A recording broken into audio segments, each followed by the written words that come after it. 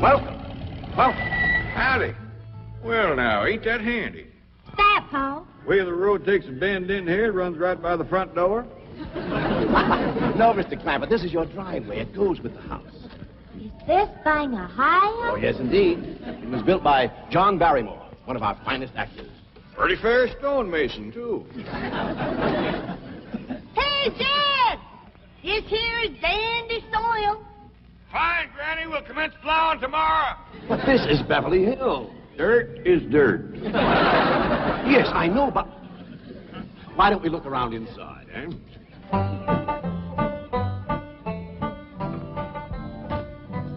Well, here we are. I hope you're going to like this place I picked out for you. Maybe a trifle larger than what you're used to, but I feel a man with $25 million in my bank should live in a manner that... Come in, this is your home.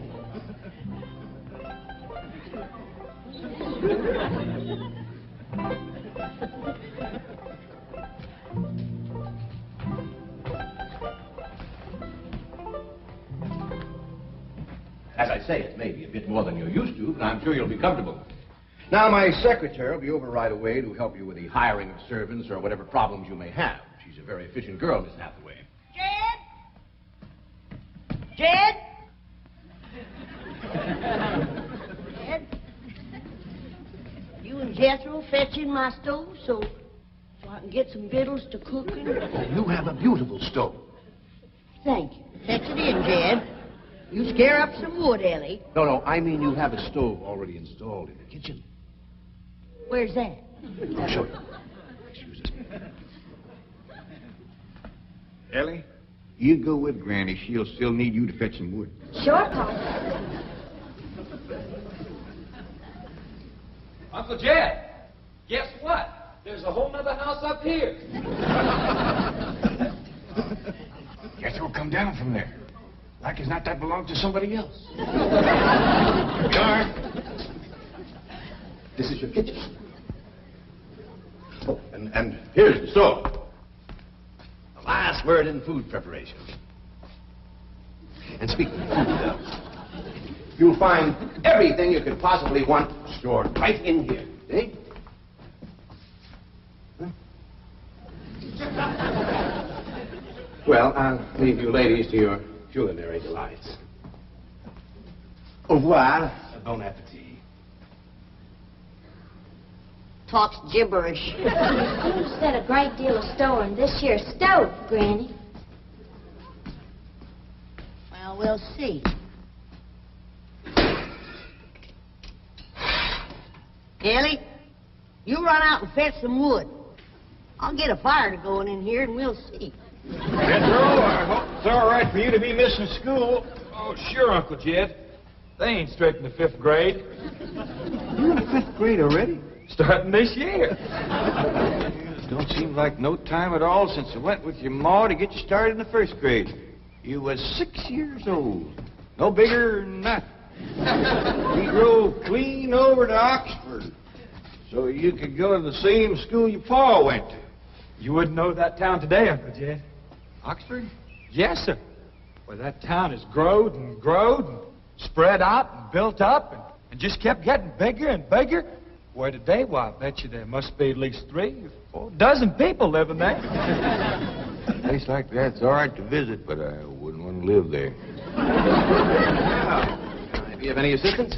No, thank you, Mr. Drysdale. We were just talking about Jethro here getting back to school. Oh, well, we have some excellent educational facilities out here, Mr. Clampett.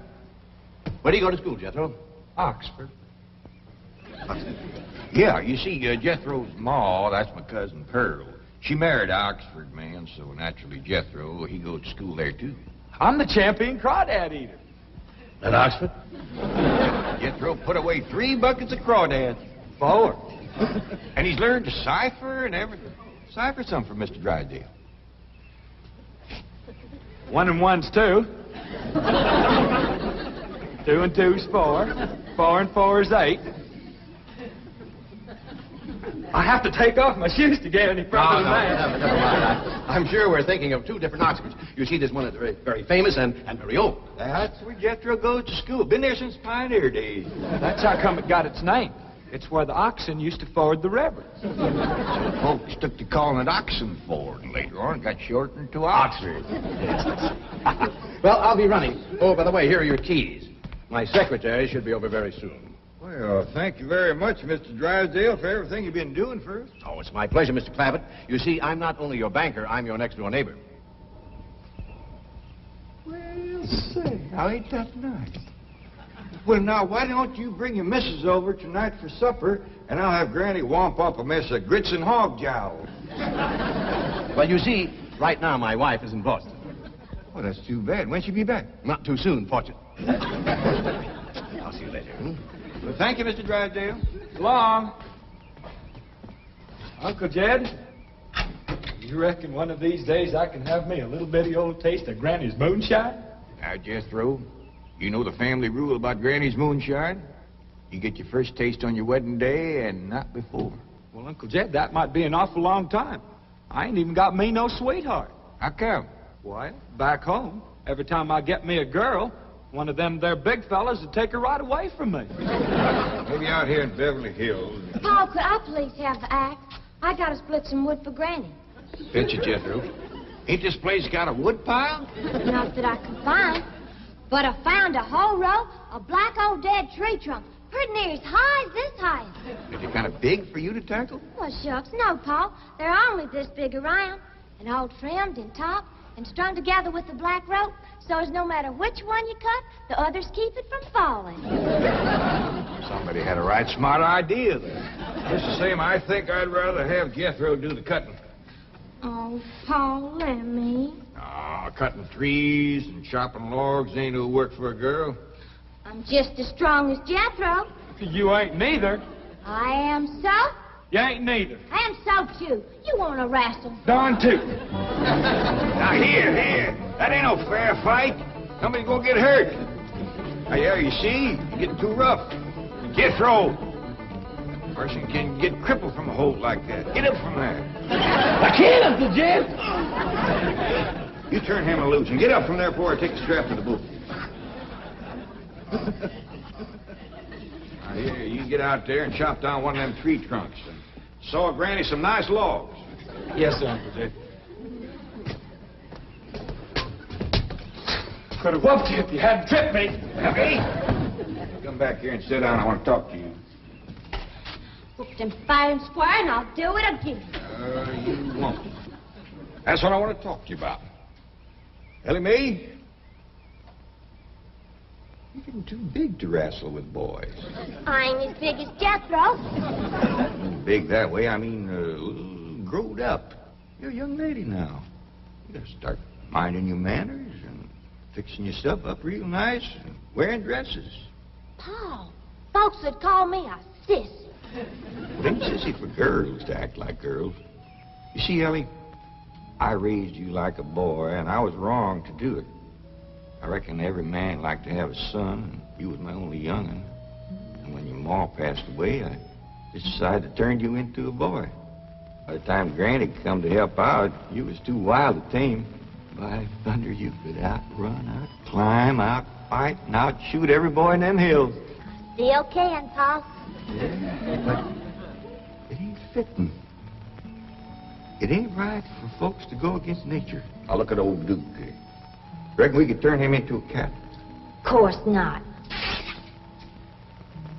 That's right. Because nature made him into a dog. It's the same way nature made you into a girl. Here lately, she's getting more and more positive about it. You mean my ears is grown? No, nothing like that. You're pretty. Oh, Paul. I know you don't like it when I say that, but you like it when the young fellas around here come in saying it, and they will. Only they'll probably be using words, fancy words I won't even understand. But Ellie May, ain't nobody can ever tell you how pretty you really are except me. You're the living picture of your mom.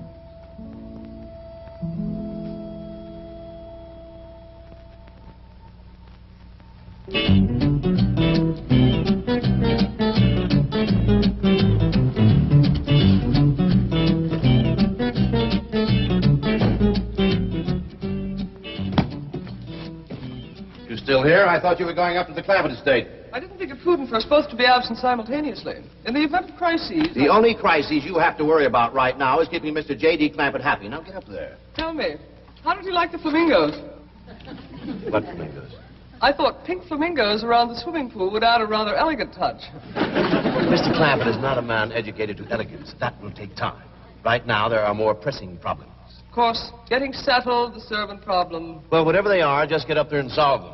Now, J.D. Clampett is this bank's largest depositor, and I'm making his satisfaction your responsibility. I accept the mantle of responsibility with which you have cloaked my shoulders. And I shall so conduct myself that if this great financial institution shall last 1,000 years, people will still say, this was their finest hour. Handy wood, all right. Got a lot of pitch and tar in it. Ought to burn real good. Yeah. That flimsy grate holds up. Granny, this is top of that tree trunk. You want I should split it up too? No, just leave it outside. Yes, sir. This place ain't even got a wood box. Yeah, folks don't need much wood out here. Remember what Pearl said? It don't get cold. Yeah, I remember. It might not get cold in the day, but it sure freezes solid at night. How you know? I'll show you how I know. Every bit of food in this here storage bin is frozen harder than a rock. Yes. Look.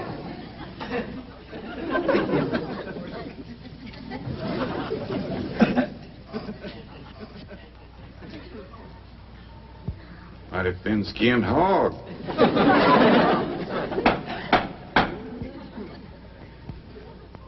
But I'll be doggone. Take me 2 days to thaw out that ham before I can ever cook it.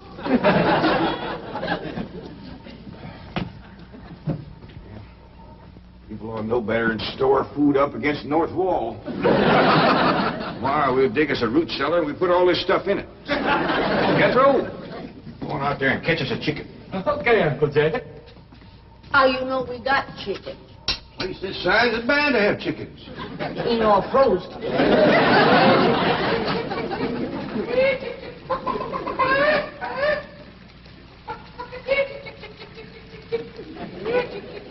Chick, chick, chick, chick, chick, chick, chick.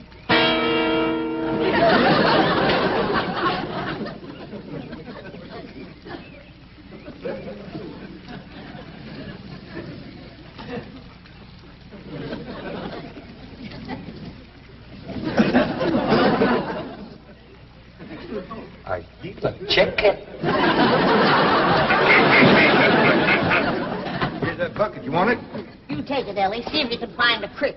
I gotta have some water. You know a pump on this place? It ain't even got a well. Uncle Jed, Uncle Jed. Yeah, boy, did you find a chicken? I found something. I ain't sure if it's a chicken, a goose, a duck, or what. Where is it? I couldn't catch it. That thing can outrun a jackrabbit. There ain't no goose or duck. Must be a chicken. If it is, Ma was right about things growing bigger out here. That thing was this high. A chicken? Ah, Jethro. Honest, it's got legs this long. Gibby's on the drumstick. Drumstick ain't much. Whoever gets that neck is eating from now on. It commences here and runs plumb up to here. Jethro, you ain't forgot what I said about Granny's jug of liquor. I ain't been to Granny's jug. You have your in first. Honest, cross my heart. Where'd you see this chicken? Down by the cement pond. Cement pond. Uncle Jed, that pond is the fanciest thing you ever did see.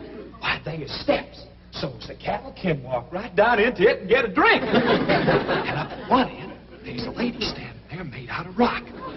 And she's a-pouring water out of a jar right into that cement pond. Oh. Well, that's how come that big old pink chicken to get away from me. Flew right over the top of that there rock lady, landed in that pond, and swam like an otter. Just flapping them big old pink wings and hollered. What color did you say that chicken was? It's pink. Ain't I told you that stuff would stunt your growth? Miss Granny, I didn't touch a drop. You and me is going to the woodshed. Jethro, you swear to be telling the truth? So help me, Jefferson Davis. You take your hat off when you speak of the president. He ain't president no more. I'll have no Yankee talk in my kitchen. Now, Jethro, you and me is going back out there and corner that chicken. Granny, you get your fire to going. Ellie May, you sweep up out front and keep your eyes open for that Miss Hathaway. I'm counting on her to take you in hand and get you in the right kind of clothes. Come on. Chicken.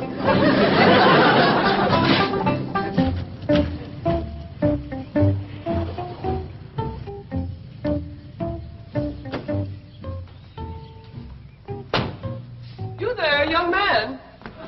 I ain't a young man, but I sure do thank you for thinking so. Good heavens, you're a girl. Yeah.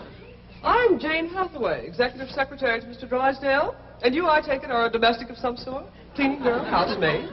Just what are your duties with Mr. Clampett? Well, he sent me out here to sweep up. But he said you'd take me in hand and get me in the right kind of clothes and everything. Indeed, I shall. We have a complete servant's wardrobe from chef to chauffeur. Come with me. What in the name of Thomas Chippendale is this? Has Mr. Clampett seen this disgraceful and unsightly mound of debris? Oh, yes, ma'am. This is all his. Oh, what charming antiques. Just like you said, Jethro. Rock lady pouring water into a cement pond. Yes, sir. And over there's where I seen that great big pink chicken. Only thing is, it don't sound like a chicken. It makes a kind of hollering noise.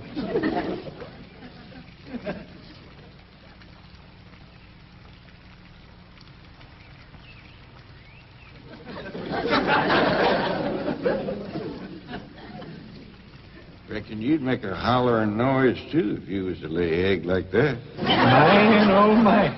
That's what I call an egg. And you won't have to worry about food now. Wait till she cooks this.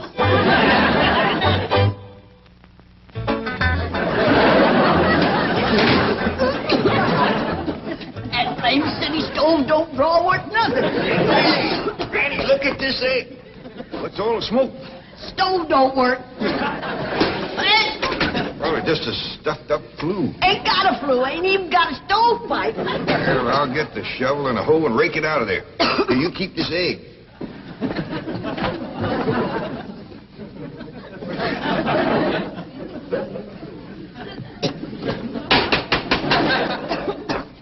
Just like everything else out here. Froze solid.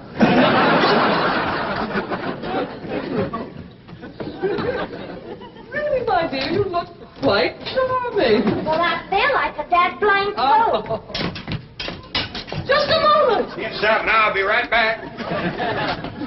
Oh, that was my Pa.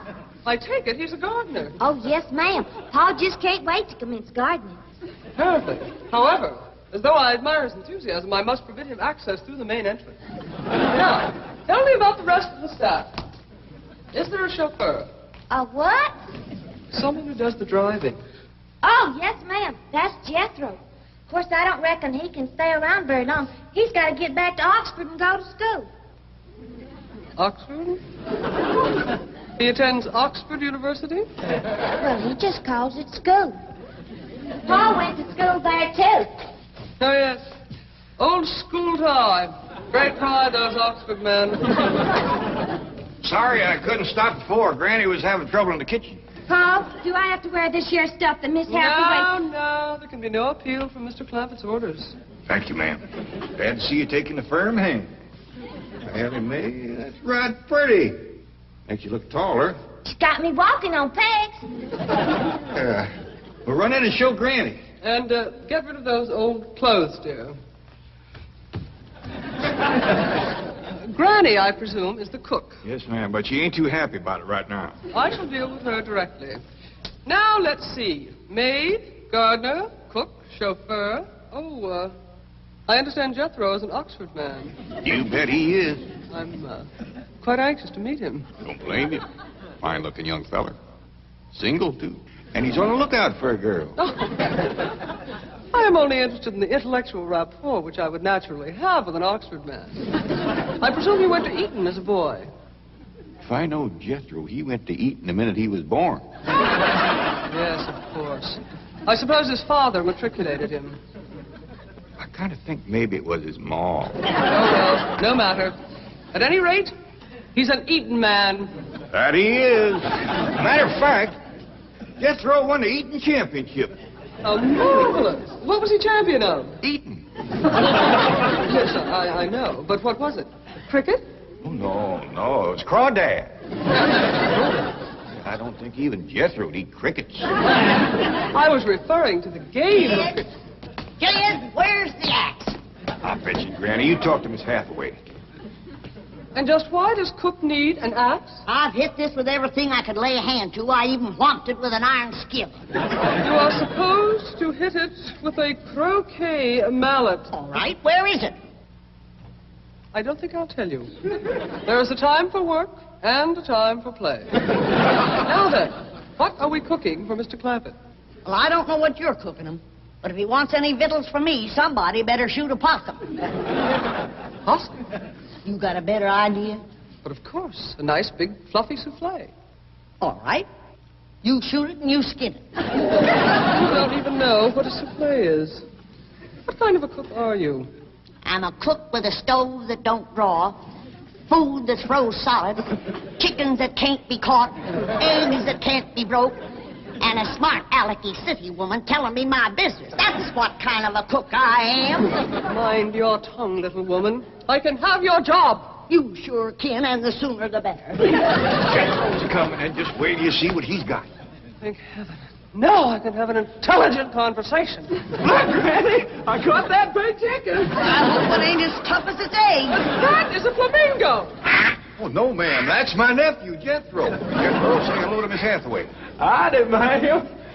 That's the big dangest chicken you ever did see. You go to school at Oxford? Yes, ma'am. I'm in the 5th grade. Stop bragging and wring that chicken's neck. Ellie May! No, stop, you barbarian. Don't harm one feather of that beautiful bird. I've taken just about as much as I'm going to take from you. Yeah, Granny. Ellie, you get the fire going under the big kettle outdoors. Young lady, where is your maid's uniform? I ain't going to work. Oh, yes, you are. No, I ain't. Oh, yes, you are, if I must subdue you forcefully. I wouldn't try Hey, that. don't! Don't! Tried to tell you. I'll settle on her, Ellie. You get the fire to go. Now, here, Granny. Come on, let her up. Get off of her. You are discharged! All of you! That! Fired! I am the most incompetent, insubordinate, belligerent group of domestics it has ever been my misfortune. Hathaway! Ah, Chief!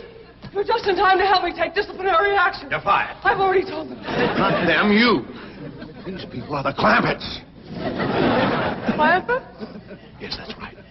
Now go back to the office and pick up your severance pay. You're through. Now, Mr. Drysdale, hold on a spell. I reckon there's been a kind of a misunderstanding. But this little lady's been a right big help to us.